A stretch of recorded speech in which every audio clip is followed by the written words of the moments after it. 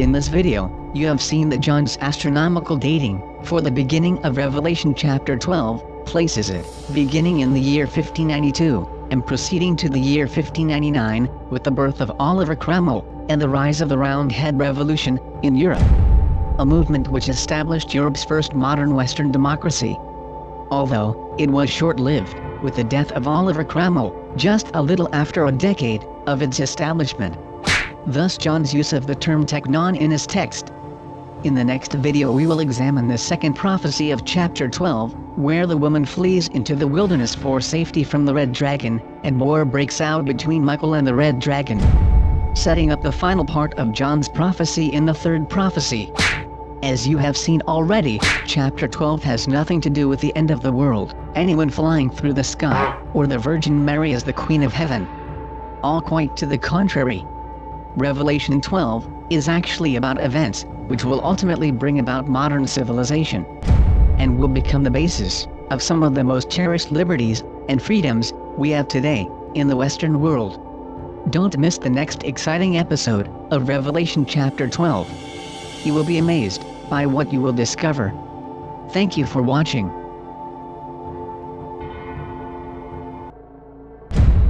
In this video, you saw that John's second prophecy covered the period of history that involved the Puritan New England Great Migration and the English Civil War, led by Oliver Cromwell and the Puritan Roundheads, against the English Counter-Reformation, and ultimately the Spanish Empire, who created an alliance with the deposed English monarchy.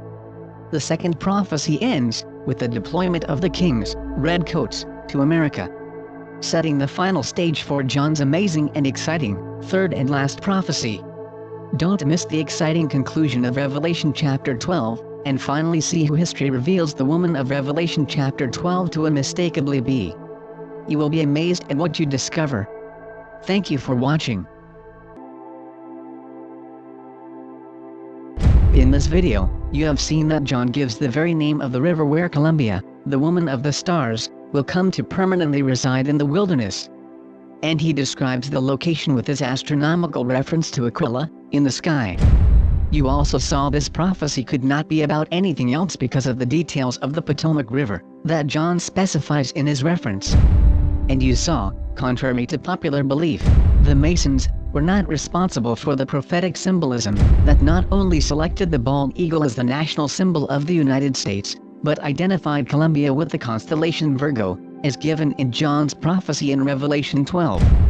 And that reference was fully known and built into the very architecture of the city of Washington, D.C., as a testimonial in concrete to all future generations. In the next video, we will complete the historical fulfillment of Revelation chapter 12. You will find out about John's amazing prophecy about the mouth of the dragon, and how he spews water out of his mouth that threatens to wash away the woman, and how at the last minute, the woman is saved by the earth. Don't miss the exciting details of the conclusion of Revelation chapter 12 in history. Thank you for watching.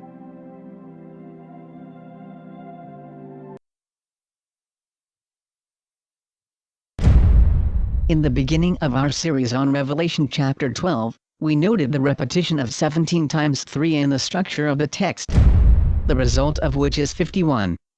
And you have seen that John's prophecy in Revelation chapter 12 concerned world events, which would lead to the birth of religious freedom in the world, in the events that would come out of Oliver Cromwell and the Puritan Revolution in England, the discovery of the New World and the Great Migration, and finally the defeat of the British monarchy in the Revolutionary War. The sign of 17 times 3, resulting in the number 51, was a prophetic pattern that referred to the stars on the flag. But wait, you say. There are only 50 stars on the US flag. That is true. There are only 50 stars right now. But there will be 51. And when the moment in history comes for the 51st star to be added to the American flag, watch the actors in history who oppose it, and those who support it. Once again, this divide will reveal the truth about who is really who in history. And if you continue to live more than a decade from now, this change will come within your lifetime. And you will, once again, have a front row seat to watch the fulfillment of biblical prophecy. This video was the conclusion of our examination of John's 3 prophecies in Revelation 12. The first prophecy prophesied the birth of Oliver Cromwell and the Roundhead Revolution in England. The second prophecy prophesied the discovery of the New World, and the Great New England Migration by the Puritans, seeking political and spiritual refuge from persecution by the British monarchy, and religious freedom in America. And the third prophecy prophesied the defeat of the British monarchy in the Revolutionary War, and the establishment of religious freedom in the world. In the next video, we will begin our examination of the second half of Revelation, beginning in chapter 13, and the coming of the Antichrist, also known as 666. Don't miss the exciting beginning of the second half of the book of Revelation. Thank you for watching.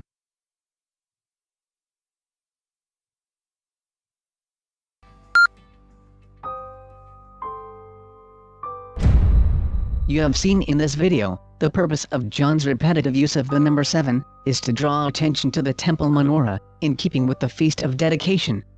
And you have seen John makes allusions to the Feast of Dedication from chapter 1 of the book of Revelation, all the way to chapter 19. It serves as an historical and cultural background reference throughout the book. And it also makes a contemporary reference to the Arch of the Seven Lamps in its opening chapter. Why does John make such exhaustive references to the temple menorah? Because as you will see in the upcoming videos, the very location of the temple menorah itself will point John's readers, unmistakably, to the Antichrist. Just as a Feast of Dedication pointed to Antiochus Epiphanes, who was the very archetype of the Antichrist himself. In the next video, we will begin to exegete the verses of Revelation chapter 13, verse by verse. And we will use astronomical dating and historical context to find John's timeline for some of the most important events to ever take place in history: the mark of the beast, the image of the beast, 666, and the coming of the Antichrist. Don't miss the next video on these amazing topics from Revelation chapter 13. Thank you for watching. You saw in the translation of the Textus Receptus into English that there are many translation decisions that are made over the selection of words. And many of the word choices in the King James translation are not the primary definitions of the Greek terms. Some of these word choices dramatically change the meaning of the text. As in the case of the selection of the word healed instead of the word adored, as you saw in verse 3. And you saw that in translating the text from the Greek into English, we discovered many things not seen in the translations. For example, we learned that the head of the beast is not wounded but butchered, and that it is the same word used of Christ's crucifixion.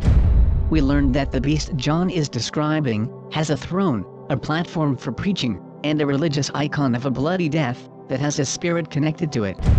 We also learned that the way to know the name of the beast is not by using gematria, but by using pebbles to enumerate. In the next video, we will exegete the verses we have just translated from Revelation chapter 13, and you will learn even more amazingly specific things about what John was prophesying.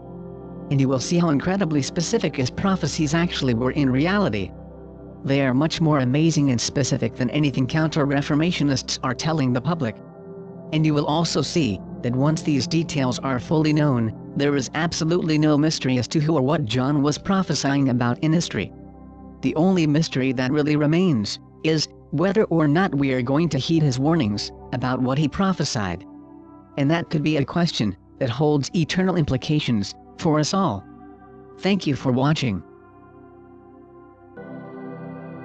In this video, you saw that the Counter-Reformation's most formidable group is synonymous in the dictionary with the word equivocation, which means to literally hide the truth. And you saw that their claims about the 10 Kingdom theory are flimsy excuses for not wanting to admit they are serving the cause of the Antichrist on earth. You also saw that we constructed an historical timeline for the first prophecy in chapter 13, from verse 1 to verse 10, and we are now ready to cover its actual and literal fulfillment in real history, which we will now do in the very next video. Do not miss the exciting conclusion of John's first prophecy in chapter 13, in history. Thank you for watching. This concludes our examination of the historical fulfillment of Revelation chapter 13, verses 1 through 5, which is the first half of the first prophecy. In the next video, we will complete the rest of the historical fulfillment of the first prophecy in verses 6 through 10.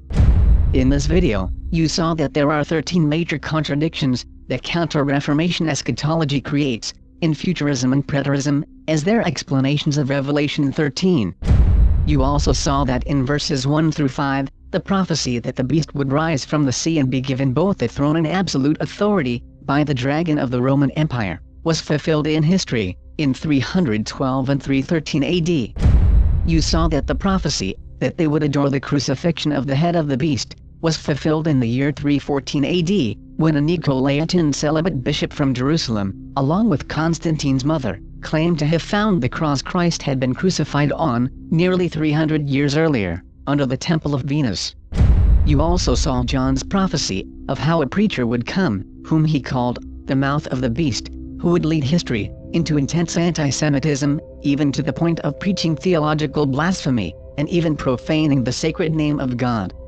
Which occurred in the coming of John Chrysostom, who was literally called, the Golden Mouth, from which came the name Chrysostom, itself. In the next video, you are going to see the exciting conclusion, of John's first prophecy, in Revelation chapter 13. Thank you for watching. In the next video, we will begin examining John's second prophecy in chapter 13. This prophecy will cover some of the most famous references to the events surrounding the fire from heaven, 666 and the famous mark of the beast. In the next section of videos, you will also discover to what lengths these subjects have been intentionally hidden from the public, as we once again look directly into the details of the Greek text from the Textus Receptus, which served as the original source text for the King James Version and many other New Testament translations. Thank you for watching.